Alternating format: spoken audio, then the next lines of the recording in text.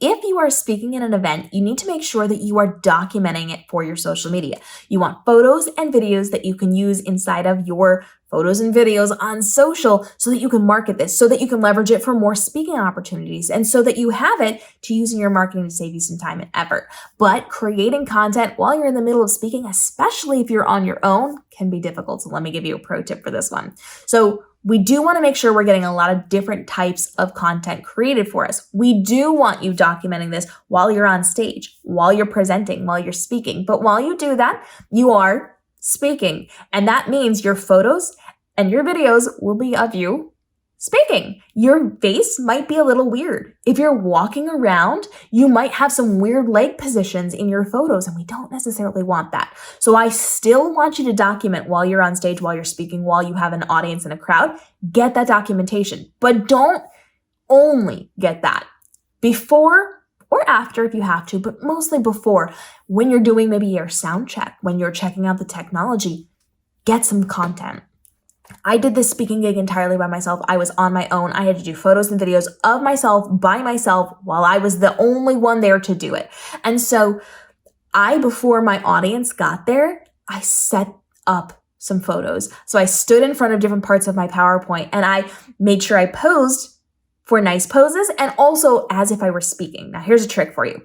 While you're speaking, you're using actual words. Your face is going to be in weird positions. But if you smile without your teeth touching, an open mouth smile, it looks like you're in the middle of a word without having a weird face. It gets your cheeks up, it makes you smile a little bit, and it looks like you're having the conversation. It looks like it was something that was documented while you were doing it, but it doesn't give you a weird wonky face. So posing with your teeth open, your mouth open a little bit, allows you to have a pretty face, as I call it, in your imagery.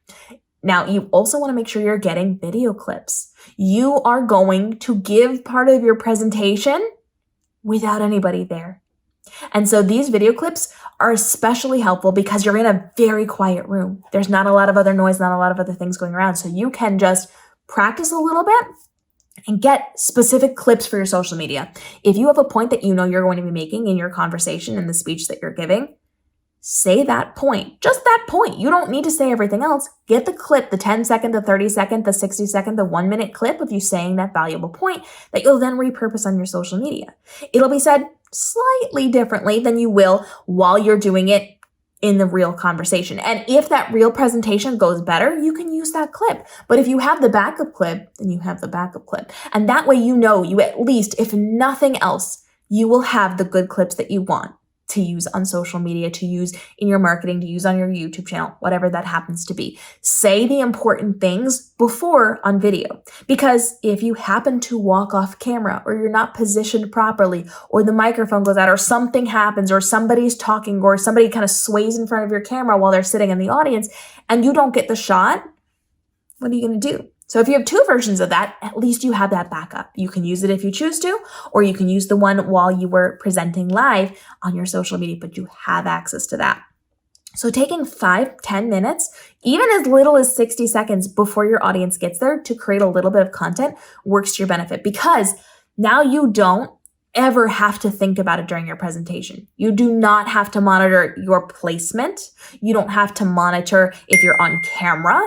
You don't have to monitor if the technology is still working. If your camera goes off, you don't have to monitor those things. You can just be in the moment and present for the conversation that you were giving on stage, and whatever documentation you get at that point is just so great and it's bonus, but it doesn't have to cause fear and anxiety in you that you're not getting the shots that you're going to need because you did it before your event. So setting up a little bit of PR, a little bit of press beforehand is going to work to your benefit and save you a lot of time and effort after the fact as well. Drop your questions about doing stage presentations. I do them all over the country and globally, virtually, and I want to make sure we're helping get your questions answered as well as we continue to grow your business and make this your most profitable year ever, no matter what you're doing inside of the entrepreneurial space. We'll see you in our daily videos.